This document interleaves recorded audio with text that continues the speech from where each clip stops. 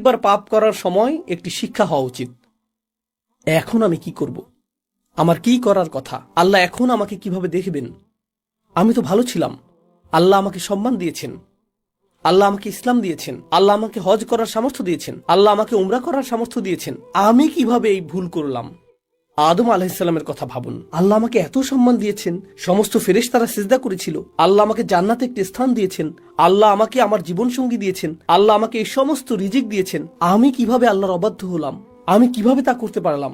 এটাই গাই। গাই শব্দটির আরেকটি অর্থ হলো ফাসাদা আনিল আইশ, আলাইহিল আইশ। আল ফাসাদ আলাইহিল আইশ। এর অর্থ কোনো ব্যক্তি আর স্বস্তিপূর্ণ জীবনযাপন করছে না। তার পাপ শুধু পাপেই সীমাবদ্ধ নয়, সে আর নিজের সাথেই থাকতে পারছে না। সে গভীর অস্বস্তির মধ্যে রয়েছে, সে স্বস্তি খুঁজে পাচ্ছে না। প্রকৃতপক্ষে গাই শব্দটি এক্ষেত্রেও ব্যবহৃত হয় যখন শিশুকে দুধ দেওয়া হয় এবং কখনো কখনো তার পেট গ্যাসে পূর্ণ ও শক্ত হয়ে যায় এবং সে ব্যথায় কাঁদতে শুরু করে, কারণ সে ঠিকমতো দুধ হজম করতে পারছে না। আর যখন আপনার পেটের সমস্যার কারণে গ্যাস বা ডায়রিয়া বা বমি হয়, অর্থাৎ গ্যাস্ট্রোনমিক্যাল সমস্যা হয়, সেটাকেও আসলে বেগওয়াত বলা হয়।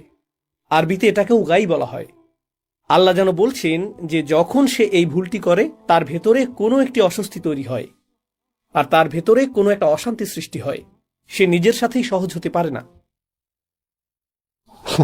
ফাইন্না লাহু মাঈশাতান দানকা। একই সূরা এসেছে যে আল্লাহ ও তার রাসূলের অবাধ্য হবে, সে একটি অস্বস্তিকর, সংকুচিত, সীমাবদ্ধ জীবনযাপন করবে। পাপ দেখতে ভালো, এটা আকর্ষণীয়, কিন্তু একবার আপনি তা করে ফেললে একটি অসুস্থতা বোধ চলে আসে। ঠিক যেমন মানুষ মাতাল হলে পরের দিন অসুস্থতা দেখা দেয়, একই সাথে পরিণতিও আসে। এটাই ফিতরা যা আল্লাহ সৃষ্টি করেছেন।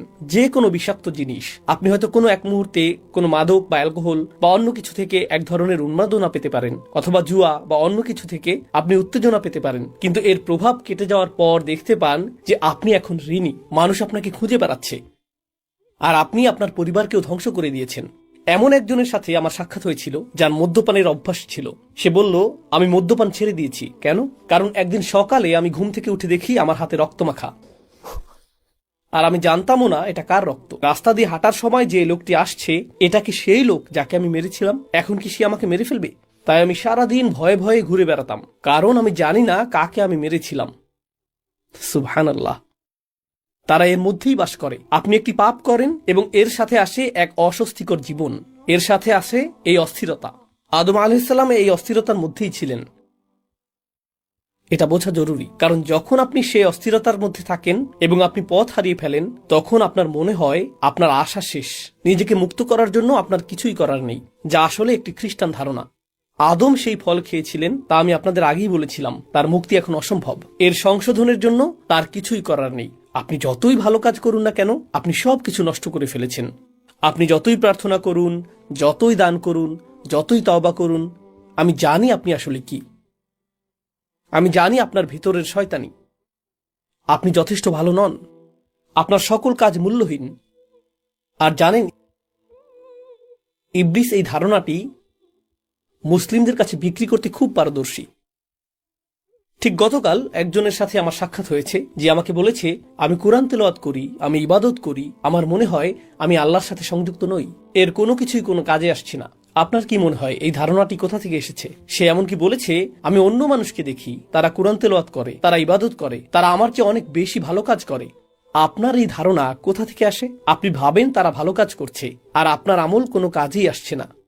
তুলনার এই ধারণা কে চায় আপনি তুলনা করেন? ইবলিস চায় আপনি তুলনা করেন, কারণ সে তুলনা করেছিল। ইবলিস চায় আপনি ভাবুন আপনি যাই করেন তা যথেষ্ট নয়, কারণ তার উদ্দেশ্য হলো আপনাকে বিশ্বাস করানো যে আপনি যথেষ্ট ভালো নন। আপনি এতটাই ভালো যে সমস্ত ফেরেশতারা সিজদা করেছিল। কিন্তু ইবলিসের কাজ হলো আপনাকে বোঝানো আপনার কোনো কাজই আপনাকে মুক্তি দিতে পারে না। আপনি একটি ভুল করছেন আর আপনি শেষ। কেন? কারণ ইবলিস একটি ভুল করেছিল এবং সে বিশ্বাস করেছিল সে শেষ। সুতরাং সে চায় আপনি তাই বিশ্বাস করুন যা সে বিশ্বাস করে। আসলে এটাই গাই। যেমনটি আল্লাহ বলেছেন, আদম ভুল করার পর এই গাই অনুভব করেছিলেন। হারিয়ে যাওয়ার এই অনুভূতি, এই অস্বস্তি, এই যে আমি আমার পথ হারিয়ে ফেলেছি, আমি যেখানে ছিলাম সেখানে নেই, ঠিক এই অনুভূতিটাই ইবলিস অনুভব করেছিল। সে আল্লাহকে বলেছিল ফাবিমা আগওয়াইতানি, একই শব্দমূল থেকে, আপনি আমাকে গায়ে অনুভব করিয়েছেন এবং সেই কারণেই আমি তাদেরকে পথভ্রষ্ট করব। সে অনুভব করেছিল যে সে গায়ের অভিজ্ঞতা লাভ করেছে, তাই সে চায় আদম সন্তানেরা এবং স্বয়ং আদমও গায়ের অভিজ্ঞতা লাভ করুক। فغوى. এবং এই দুর্বল মুহূর্তে খ্রিস্টানরা বলে আপনার মুক্তি অসম্ভব। আমি আরেকটি প্রোগ্রামে দর্শকদের বলেছিলাম যে আপনি যদি বিশ্বজুড়ে পুরনো গির্জাগুলিতে যান, আপনি লক্ষ্য করবেন বিশেষ করে ক্যাথলিক গির্জাগুলোতে তাদের জানালাগুলো খুবই অন্ধকার। তাদের জানালায় কালো দাগ থাকে। দেখবেন ভবনটি খুবই অন্ধকারাচ্ছন্ন, খুব উঁচু ছাদ, আর ভেতরে প্রবেশ করলে আপনি এক প্রকার ভয় পেয়ে যাবেন।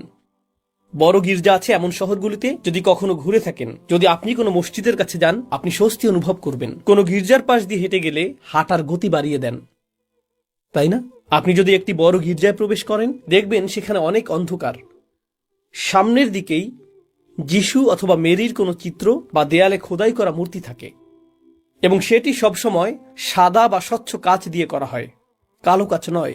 কেন? কারণ তারা চায় সেখান থেকে সূর্যের আলো ভেতরে আসুক, যাতে আপনি অনুভব করেন যে আপনার জীবন অন্ধকারে ঘেরা এবং আলো একমাত্র যিশুর কাছেই রয়েছে।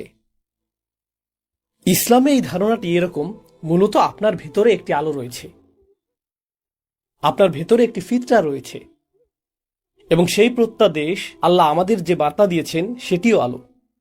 আপনার ভেতরের আলো আল্লাহর বাণীর আলোর সাথে মিলিত হয়। আল্লাহ এটিকে বর্ণনা করেছেন নূরুন আলা নূর হিসেবে। তিনি এটিকে এভাবেই বর্ণনা করেছেন। তাদের ধারণা হলো আপনি অন্ধকারে রয়েছেন এবং আলো খুঁজে পাওয়ার একমাত্র মাধ্যম এমন কেউ যাকে রক্তাক্ত করে উৎসর্গ করা হয়েছিল। সুবহানাল্লাহ। আল্লাহ আমাদের চমৎকার একটি ধর্ম দিয়েছেন যেখানে আমরা ভুল করলেও এর অর্থ এই নয় যে আমাদের আলো অদৃশ্য হয়ে গেছে। এর অর্থ এই নয় যে আমরা এখন শেষ হয়ে গেছি, আমরা ভেঙে পড়েছি। প্রকৃতপক্ষে সূরা নূরে যখন কেউ অনেক পাপ করে, আল্লাহ তার পাপকে এমন কারোর সাথে তুলনা করেছেন যে সমুদ্রের মধ্যে ডুবে যাচ্ছে, অন্ধকার রাতে, ঝড়ের কবলে, আকাশে মেঘ আর পানিতে আলো প্রবাহের সমস্যা হলো। আপনি যত গভীরে যাবেন তত অন্ধকার হতে থাকবে, তত অন্ধকার হতে থাকবে, তত অন্ধকার হতে থাকবে। এবং আপনি যখন সমুদ্রের গভীরে পৌঁছে যাবেন, সেখানে রয়েছে সুনামির ঢেউয়ের উপর ঢেউ, তাই না? موج من فوقه سحاب. আল্লাহ এভাবেই বর্ণনা করেছেন। সে তলদেশে রয়েছে। এখন এই ব্যক্তিটি সমুদ্রের তলদেশে, সেখানে কোনো আলো নেই। আর তারপর আল্লাহ বলছেন, إذا أخرج يده لم يكد يراها. তিনি বলেননি যে, إذا أخرج يده لم يرها. তিনি বলেছেন যখন সে সমুদ্রের তলদেশে হাত বের করে। আপনি ভাবতে পারেন যে আল্লাহ বলবেন হাত বের করলে, এমনকি সে তার হাতও দেখতে পায় না। আল্লাহ বলছেন যখন সে হাত বের করে সে প্রায় তার হাত দেখতে পায় না, এমনকি তখনও সে তার হাত কিছুটা দেখতে পায়। দেখার জন্য আপনার আলো প্রয়োজন। আর আল্লাহ বর্ণনা করছেন যে আপনি সমুদ্রের তলদেশে আছেন যেখানে কোনো আলো নেই। তাহলে আলোটা আসছে কোথা থেকে? আপনি কিভাবে আপনার হাত কিছুটা দেখতে সক্ষম হচ্ছেন? আপনার ভেতরে একটি আলো রয়েছে, আপনার ভেতরে একটি আলো রয়েছে এবং সেই আলোই আপনার এবং আমার তওবা করার জন্য যথেষ্ট। এখন আমি আপনাদের থেকে বিদায় নেওয়ার আগে আল্লাহর এই বাণীগুলোকে লক্ষ্য করুন। আল্লাহ বলেছেন আদম পিছলে গিয়েছিলেন, তিনি পতিত হয়েছিলেন, তিনি পথ হারিয়েছিলেন আলাইহিস সালাম। তিনি জানেন না তিনি কি করবেন। তিনি এমনকি জানেন না কিভাবে আল্লাহর কাছে ক্ষমা চাইতে হয়। তিনি এমনকি জানেন না যে কি করলে আল্লাহ সন্তুষ্ট হবেন। আর আল্লাহ বলছেন فاجتباه ربه فتاب عليه وهدى. ثم هدى. তিনি বললেন ثم اجتباه ربه. অতঃপর তার রব তাকে মনোনীত করলেন, তাকে বেছে নিলেন। বেছে নিলেন কেন? আল্লাহ এমন কাউকে বেছে নেবেন যে ব্যর্থ হয়েছে? আপনি তো সফল মানুষদের বেছে নেন। আপনি এমন কাউকে বেছে নেন যে কিছু অর্জন করেছে, তখনই আপনাকে বেছে নেওয়া হয়। আপনি সেরা মানুষ বেছে নেন। আপনি এমন মানুষ বেছে নেন যারা ভুল করে না। আল্লাহ বলেছেন তিনি আদম আলাইহিসসালামকে ঠিক সেই মুহূর্তে বেছে নেন যখন তিনি ভুলটি করেছিলেন। যখন তিনি ভুলটি করেছিলেন। ভুল করলে আমাদের রব আমাদেরকে ত্যাগ করেন না। প্রকৃতপক্ষে সেই মুহূর্তেই তিনি আমাদেরকে বেছে নেন। তাহলে এর অর্থ কি? তিনি আমাদেরকে এমন বাণী শিখানোর মাধ্যমে বেছে নেন যা আমরা তার কাছে প্রত্যাবর্তনের জন্য বলতে পারি। এটা আল্লাহর পক্ষ থেকে একটা সম্মান।